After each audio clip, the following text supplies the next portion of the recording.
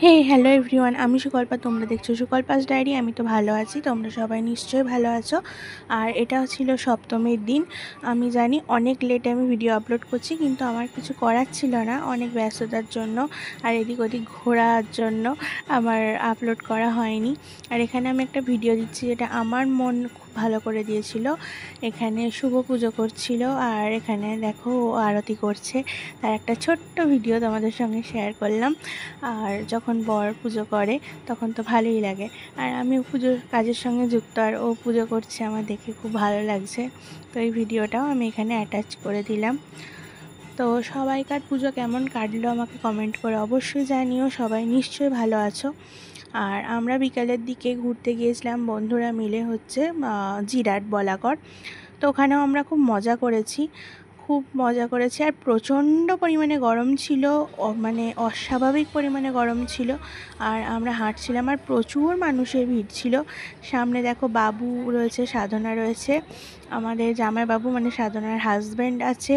আচ্ছা, বাবুর একটা ভাগনা ছিল, আমাদের একটা বন্ধু ছিল লোকনাথ, এবং আমি সবাই মিলে গিয়েছিলাম যে লন্ডনের ব্রিজ দেখতে। লন্ডন যেতে পারবো কিনা তার জানি না, জীবনে কি হবে, কিন্তু এখান থেকে লন্ডনের ব্রিজটা একটু উপভোগ করে নিলাম আর কি।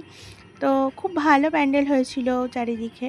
আর বন্ধুদের সঙ্গে যখন বেরোই না তখন বেশ ভালো লাগে, মানে খুবই আনন্দ হয়। এটা একটা অন্য রকমের আনন্দ, অন্য রকমের মজা, যেন সব কিছু অনেক পজিটিভ করে দেয়, নিজের মাইন্ডকে ফ্রেশ করে দেয়, তাই না? অনেক আড্ডাই আর কি গল্প। তোমরা সবাই কোথায় কোথায় ঠাকুর দেখলে, কোথায় ঘুরলে আমাকে অবশ্যই কমেন্টে জানিও। আমার খুব ইচ্ছে ছিল বর্ধমানের দিকে ঠাকুর দেখতে যাওয়ার, কিন্তু পুজোর কাজ টাজ সেরে, বাড়ির কাজ সেরে, আর শুভ যেহেতু এবার পুজোতে একটু ব্যস্ত হয়ে পড়েছিল, যেহেতু আর আমি যাইনি। আমাকে বলছিল একাদশীতে যেতে, কিন্তু যা ওয়েদার ছিল বা সব কিছু ছিল তার জন্য আমি যাইনি। আমি পিসিমণির বাড়ি গিয়েছিলাম তার জন্য। এখানে আমি কিছু প্যান্ডেল এসবের ছবি দিয়ে দিলাম, তোমরা দেখতে পারো, কারণ পুজো ভাইবসটা তো এখনও বাঙালির মধ্যে এখনও জেগে আছে। মানে পুজো চলে গেছে আমি জানি, আজ লক্ষ্মী পুজো চলে এসছে, কিন্তু পুজোর একটা ভাইবস মানে বাঙালির মধ্যে এখনও মানে আছে, আর এটা আমাদেরকে সারা জীবনই মানে থাকবে, বা সারা বছর থাকবে।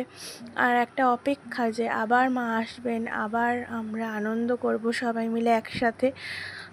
জানি চারিদিকে অনেক দুর্যোগ চলছে, যেমন পশ্চিমবঙ্গেও অনেক দুর্যোগ চলছে। পশ্চিমবঙ্গ তো শুধু কলকাতা নিয়ে নয়, সারা মানে পশ্চিমবঙ্গ জুড়েই দুর্যোগ চলছে, কিন্তু এটাও আমরা কাটিয়ে উঠবো আশা করছি। তোমরা ভালো থেকো।